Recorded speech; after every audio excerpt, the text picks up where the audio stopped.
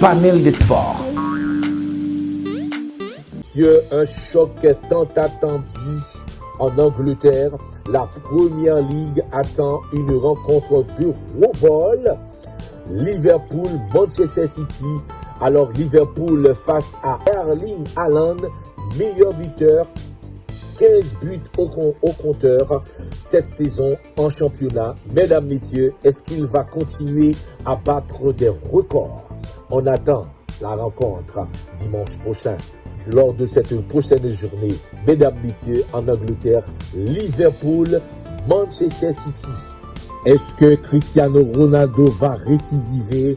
Manchester United recevra Newcastle. Alors, Cristiano Ronaldo a marqué son tout premier but en championnat cette saison. Est-ce qu'il va récidiver lors de cette prochaine rencontre?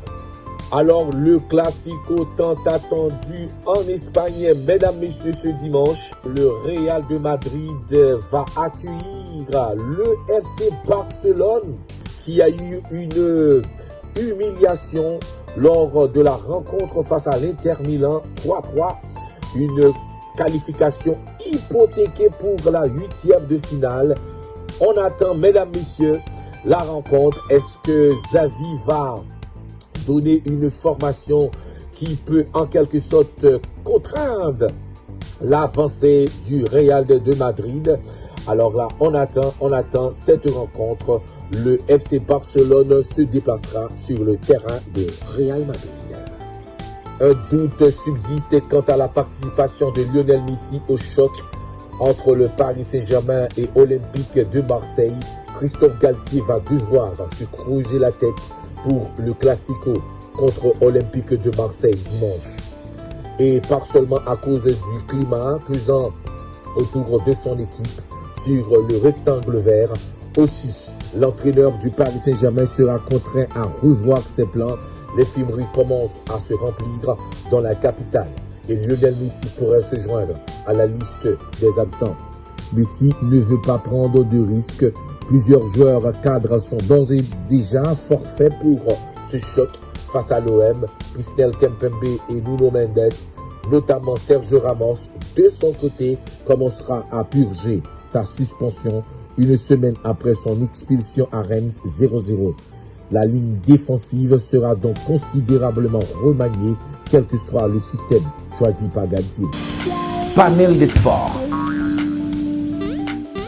Décrié depuis de nombreuses années pour la tenue de la prochaine Coupe du Monde, le Qatar n'a pas que des opposants. En effet, le président de la Russie, Vladimir Poutine, a apporté son soutien à la nation de la péninsule arabique.